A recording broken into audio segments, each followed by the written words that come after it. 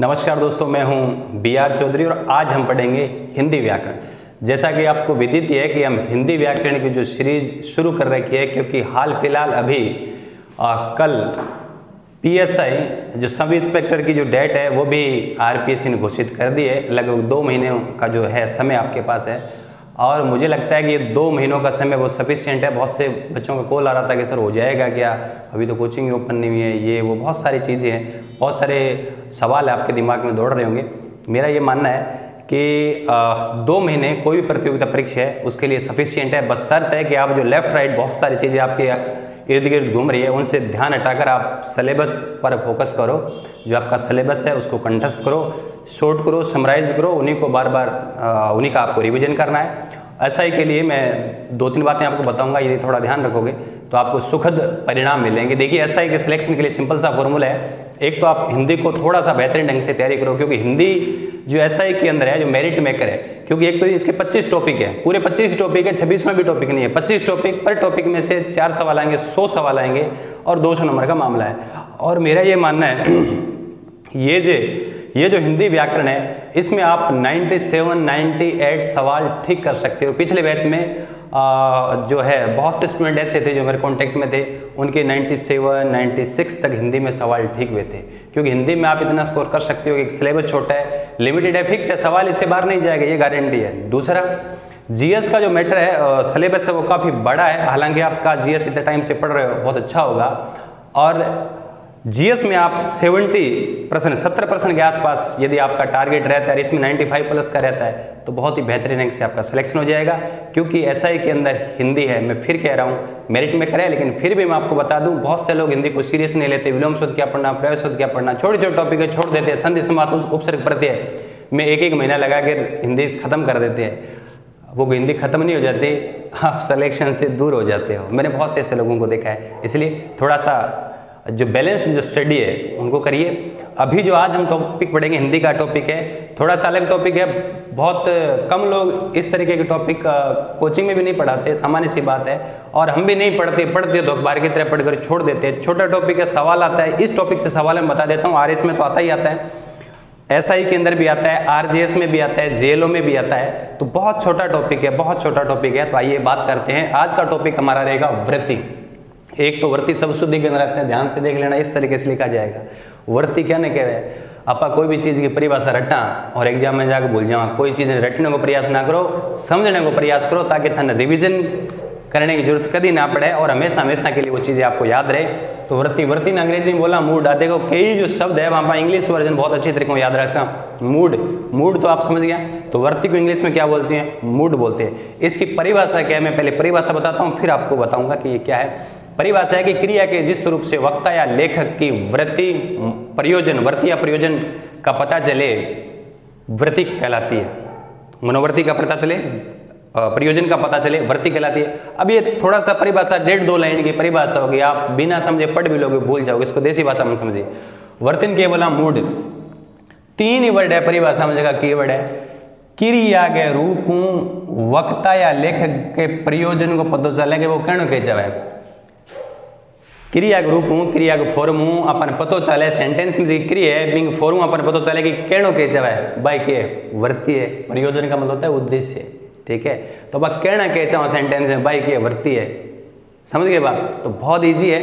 आइए, ये 6 प्रकार की मनोवृत्ति है, 2-2 के ग्रुप में याद रख सकते हो। आज्ञार्थक वृत्ति, इच्छार्थक। तो आज्ञा और इच्छा, तो आज्ञार्थक वृत्ति, इच्छार्थक वृत्ति।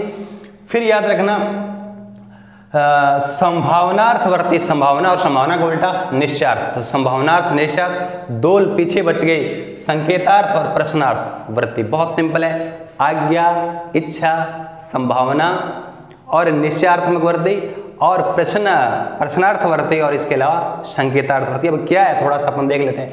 अरे नाम ही पता चले आज्ञार्थ वृत्ति, मूल वर्ड के आज्ञा, जिस सेंटेंस में आज्ञा का भाव होगा। अब इसको आज्ञा को थोड़ा सा और आप क्या करो, आगे बढ़ा लो। आज्ञा बोल दो, प्रार्थना बोल दो, उपदेश बोल दो, आदेश बोल दो। तो जगह सेंटेंस में आज्ञा, प्रार्थना, उपदेश को भाव से, तो वो आज्ञार्थक वृत्ति है। बहुत सिंपल है। जैसे तुम अपना काम करो, तुम अपना काम करो, आज्ञा है। सदैव सच बोलो, ये उपदेश है। तो बिल्कुल सिंपल आज्ञार्थ हो रहे, तुम अपना काम करो, तुम अपने घर जाओ, है ना, तुम यहाँ बैठो, ये तुम सदैव सच बोलो, है ना। तो ये है बड़ों का सम्मान करो, गुरुजनों का सम्मान करो। तो क्या आज्ञा, प्रार्थना, उपदेश, ये आज्ञार्थक वृत्ति है, बहुत सिंपल है। दूसरा इच्छार्थ, इच्छा मतलब अपनी इच्छा कामना, अपनी इच्छा कामना आपा किन्नी वरदान दे दिया, आशीर्वाद दे दिया या किन्नी साप दे दिया। तो सारा जैसे इच्छा, तो इच्छा में कौन कौन सी है, जिस सेंटेंस में इच्छा, कामना, साप, वरदान और आशीर्वाद का भाव, उसको क्या बोलेंगे, इच्छार्थक वृत्ति। कितना सिंपल है। अब मैं बताता हूँ, ये टॉपिक यहाँ तो पढ़ना ही पढ़ना है, अब थोड़ा ध्यान रख लो। दूसरे टॉपिक इर्द गिर्द आ रहे थे, उनको देख लो। शाप शब्द है, शब्द के अंदर आएगा। श्राप अपन कहते हैं ऋषि ने श्राप दिया, श्राप नहीं होता श्राप होता है। आशीर्वाद शब्द के अंदर पूछा जाता है, तो ये दोनों शब्द आपके शब्द में भी मिलेंगे। तो आइए, इच्छा में कि परमात्मा सबका कल्याण करे, परमात्मा सबका कल्याण करे। इच्छा, मैं चाहता हूं कि सीता मेरे पास आ जाए, मैं चाहता हूं कि सीता मेरे पास, अरे सेंटेंस में को जानो कि मैं चाहता हूं सीता मेरे पास आ जाए, मैं चाहता हूं सुनीता मेरे पास आ जाए, ऐसा नहीं है। ध्यान रखो, इच्छा है ना, परिलक्षित हो रही है। परमात्मा सबका कल्याण करे, ये कामना है। मैं चाहता हूं कि सीता मेरे पास आ जाए, मतलब ये इच्छा है। तुम सुखी रहो, ये आशीर्वाद या वरदान है। तो सिंपल है, इच्छार्थक में आ जाएगा।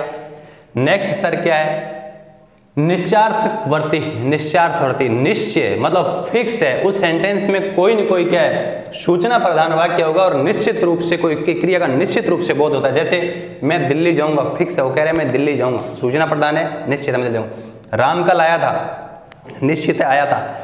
मैं कल विद्यालय जाऊंगा, तो ये सारे जो निश्चित जो बात का बोध कराते हैं, तो निश्चार्थक। निश्चार्थ के साथ जुड़वा पढ़ लो, संभावनार्थ। अठे तो निश्चित फिक्स है, अठे संभावना है। संभावनार्थ में क्या होगा, संदेह या संशय का भाव होगा। कैसे, शायद आज वर्षा होगी, तो संदेह होगी या नहीं होगी, संदेह है, संशय, इसलिए संभावनार्थ। दूसरा, कदाचित सीता अभी तक वहीं हो, कदाचित सीता अभी तक वहीं हो, मतलब संदेह है, हो सकता है वहीं हो, नहीं भी हो। तो ये निश्चित का उल्टा हो जाएगा, संभावनार्थ, मतलब केवल संभावना है। और नेक्स्ट देखो, संकेतार्थ वृत्ति।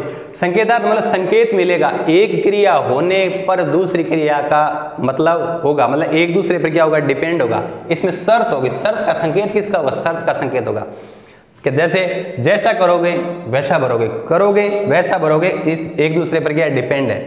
दूसरा शर्त है, यदि राम पढ़ता तो उत्तीर्ण हो जाता, मतलब राम पढ़ता तो उत्तीर्ण हो जाता, ये संकेत शर्त है। पढ़ेगा, शर्त ये कि पढ़ेगा तो ही क्या होगा, उत्तीर्ण होगा। इसके अलावा देखिए, यदि वो मुझे बुलाता तो मैं चला जाता, यदि वो मुझे फोन करता तो मैं उसकी सहायता करता। तो ये सारे सेंटेंस किस में आ जाएंगे, संकेतार्थ वृत्ति में आ जाएंगे। और लास्ट देखिए, प्रश्नार्थ वृत्ति। नाम से पता चल रहा है प्रश्नार्थ, इसमें प्रश्न का क्या होगा, बोध होगा। क्या राम चला गया, प्रश्न है, प्रश्नार्थ। क्या तुम मेरा काम कर दोगे, तुम कहाँ रहते हो, तो ये सारा प्रश्न का बोध है, प्रश्नार्थ वृत्ति। दोबारा सुन लो, बहुत छोटा है, इजी सा टॉपिक है, एक या दो सवाल ऐसा एक के अंदर पूछ ही लिया जाता है, पिछली बार भी आया हुआ है। देखो, वृत्ति का मतलब हो गया मूड, क्या मतलब, क्रिया हो गया रूप हूँ, वक्ता को प्रयोजन को पता चला कि वो कहणो के चाहे, क्रियाओं पता चला वो कहणो के चाहे, तो वो क्या है, वृत्ति है। वृत्ति 6 दो ग्रुप में याद रख लो। पहले आज्ञार्थ और इच्छा। आज्ञा, इच्छा, तो आज्ञा में आज्ञा, उपदेश और प्रार्थना हो जाएगी। तुम अपने घर जाओ, तुम ये काम करो, सिंपल, बड़ों का सम्मान करो, सदैव सच बोलो। दूसरा इच्छार्थ, इच्छा, कामना, श्राप, वरदान, आशीर्वाद, सब इच्छा में आ जाएगी, भगवान सबका भला करे, इस तरीके से। निश्चार्थ, निश्चित, कोई चीज के फिक्स का बोध कराता है ना। राम कल यहाँ क्लास आएगा, कल मैं फिल्म देखने जाऊंगा, निश्चित रूप से कोई किसी काम का होना पाया जाए तो निश्चार्थ हो जाएगा। संभावनार्थ में संभावना, शायद आज वर्षा आएगी, संभवतः मैं कल न आऊं, कदाचित राम वहीं होगा, तो कुल मिला के इसमें संभावना है, तो संभावनार्थ। प्रश्नार्थ सिंपल है, प्रश्न का बोध होगा। और संकेतार्थ में थोड़ा ध्यान रखना, दो बातें याद रखना, एक तो संकेत में शर्त होगा और एक तो संकेत में क्या होगा, शर्त होगा। ये होगा तो होगा, पहली क्रिया होगी तो दूसरी होगी, दूसरा एक क्रिया के होने के बाद दूसरी क्रिया पर उसी पर क्या रहेगी, वो डिपेंड रहेगी। सिंपल, यदि तुम पढ़ोगे तो तुम उत्तीर्ण हो जाओगे, तो किस में आ जाएगा, संकेतार्थक। अब पिछले जो कई एग्जाम में सवाल पूछे, मैंने 3 सवाल डाले हैं, तीनों आरजेएस, आरएएस और जेएलओ में पूछा गया सवाल है। आपको कमेंट में आंसर बताना, एमसीक्यू है।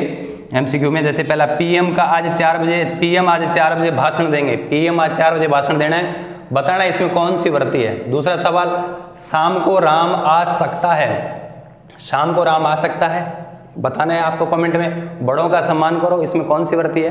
तो छोटा सा टॉपिक है, इस तरीके से मैं प्रयास कर रहा हूँ कि एक एक टॉपिक और बहुत ही सारगर्भित और समराइज जो मैटर है आपके समक्ष प्रस्तुत करने का प्रयास करूंगा। आपसे आग्रह रहेगा, फ्रेंडली एडवाइस भी मैं दे रहा हूं आप लोगों को, क्योंकि वास्तव में आपको सिलेक्शन चाहिए तो आपको अक्षरश टॉपिक को समझना होगा, याद करना पड़ेगा, है ना। अखबार की तरह पढ़ने से और घंटे काउंट करने से कभी सिलेक्शन नहीं होगा। तो मिलते हैं बहुत जल्द नेक्स्ट वीडियो में।